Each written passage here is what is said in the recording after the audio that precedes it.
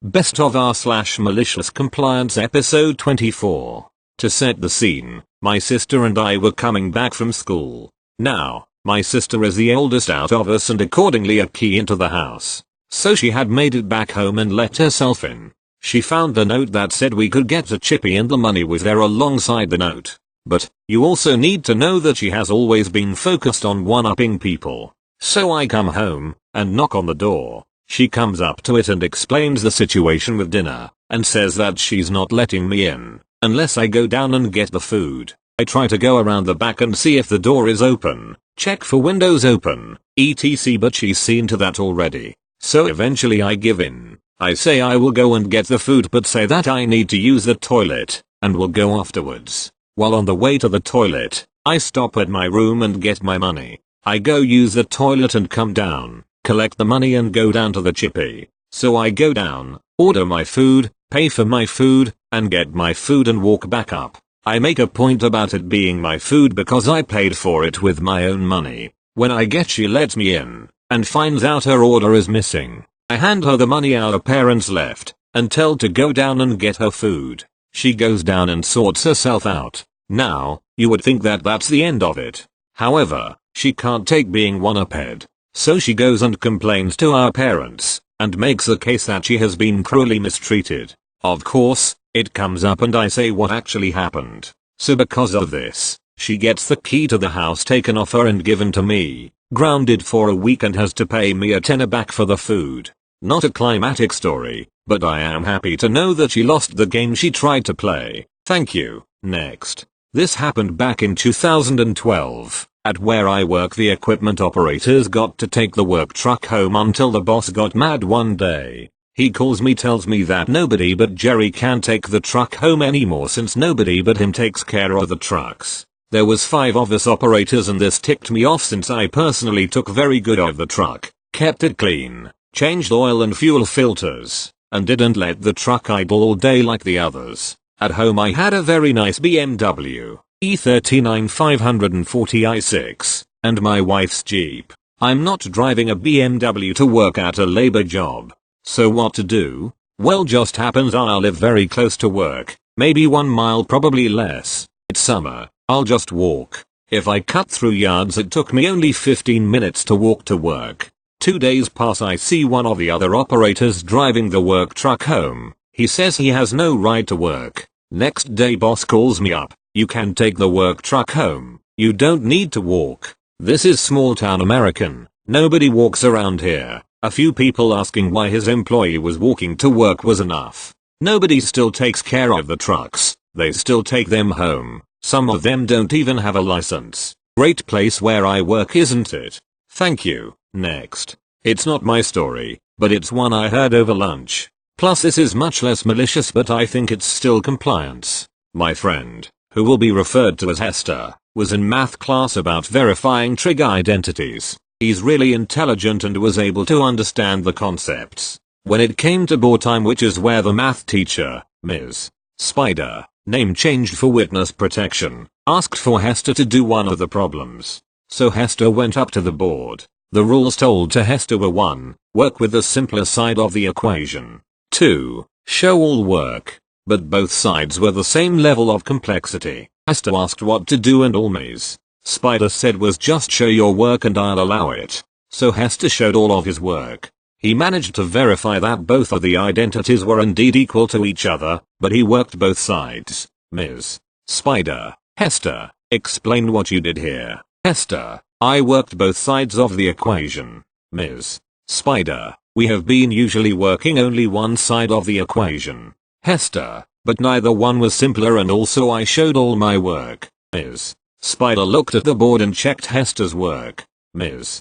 Spider, your work is definitely there and the steps you took are correct, but you worked both sides. Hester, but you never said to work with only one side. Ms. Spider laughed and said alright, I'll give you this win. But no, you shouldn't do this again. Hester said he agreed to the terms. Thank you. Next. So a little, or I guess a lot of necessary context. I am awaiting my ship date for the Navy and for the time being have been working with a company that travels to cities to install water meters. They give us a hotel booking and cover all costs, but we are stuck in a small room with another person. I've been working at this job for about 6 months and my roommate is kinda scary. Literal gangbanger. Was in jail for attempted murder before he got this job. Has a gang affiliation engraved into his shoulder and likewise tattoos flowing down his arms. Twice my size and sleeps with a gun in the chair next to him. All that said, I'm pretty easy to get along with, and we did until about 2 weeks ago. He wanted me to leave so he could bring a prostitute over. I said no. He pushed the matter. I told him to kindly F off. Ever since he has been pretty passive aggressive and I generally shrug it off because as aforementioned kinda scary. On to the compliance. He always listens to the same loud music every day all day, at work, in the room, and while he sleeps. Non-stop. Well, this gets pretty annoying after a while. So I asked him if he could compromise with me and choose to either play the music when he gets to the hotel or while he's sleeping, since I have trouble thinking straight and sleeping with it always on. He responds, he'll play music when I want to. You can go up there with Gilbert, co-worker, if you don't want to deal with it. Alright, that's all fine and good. Fast forward a few hours. When he lays down for bed, I flip on the bright light that shines directly over our beds and pull out a book. He says, hey man, could you turn that light off? I'm trying to sleep, and I respond, I'll read when I want to. This has been going on for about 3 days. He's adapted to tying a black shirt around his head to my amusement and still has to toss and turn for a few hours before he gets any sleep. It works out perfectly because he's so knocked out I can flip his music off and do night owl stuff before passing out. Thank you. Next. This just about qualifies as malicious compliance, I think. Backstory. Back in 2010 I had my left eye removed due to cancer. It's no big problem, but obviously my field of vision on that side is not quite what it was. On with the story. I visited a local convenience store to pick up a couple of items. It is a very small store, and there's no clear area to queue. Just 2 narrow aisles in front of the counter, at right angles to each other. I collected my stuff and walked up to the counter just as someone was leaving it. I heard a small noise on my left, and realized I had gone in front of someone waiting in the other aisle. I apologized, stepped back and said I can't see on that side. The guy smiled, but clearly didn't believe me and wanted to say so, although he didn't, possibly because he had a young girl, probably about 10 years old, with him. There was an unspoken "oh yeah, prove it." I was in a silly mood. So I took my prosthetic eye out and showed it to him. He was a bit shocked. The girl thought it was cool. I replaced my eye and let him finish buying his stuff. Thank you. Next. I'm a small business and I offer some of my customers a 3% discount if they pay by check or cash, since I don't have to eat the credit card processing costs. One of my customers recently asked for the discount on a low margin item, less than 9% markup, which is still 2 or 3% less than they would pay if they bought it directly from the vendor. I explained, nicely, that I couldn't give it to them on this item due to the low margin and apologized profusely. So she paid with a credit card. So much for my margin. Thank you. Next. My mother works for a very upscale men's clothing store. Think bespoke suits, and all applicable accessories. She was hired by the previous manager to do shipping and receiving. He has since retired, and the new manager likes to stretch the definition of her job.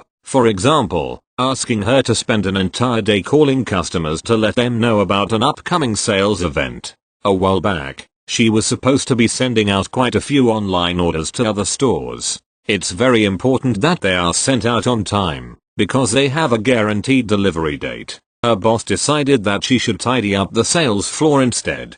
To be clear, there are 2 people who do my mom's job. They do not both work every day, so this day there was only her. There are 6 or 7 salesmen.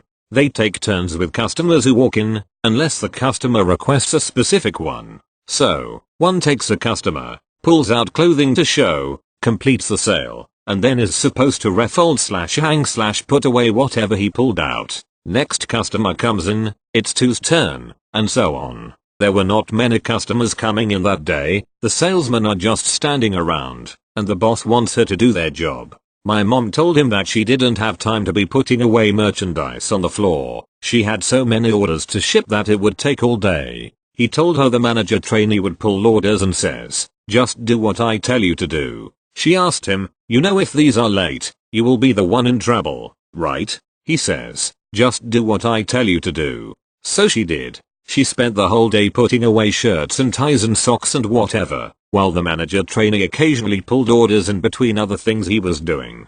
Most of the orders did not get shipped that day. After that, my mom had 2 days off. When she came back, her co-worker filled her in. The stores that did not receive their orders could see in the computer system that the items were not even shipped. Their managers called the district manager to complain. The district manager showed up unannounced at the store to discuss the problem. He and the store manager were in the office for about 30 minutes, and no one could hear anything. The district manager left, and the store manager, who looked a bit pale, had everyone who wasn't with a customer start pulling and packing orders. The whole store worked their tails off that day, and they finished the orders that were overdue, but not the orders for that day. So when my mom came in the next day, she only had to deal with 1 day of backlog instead of 3.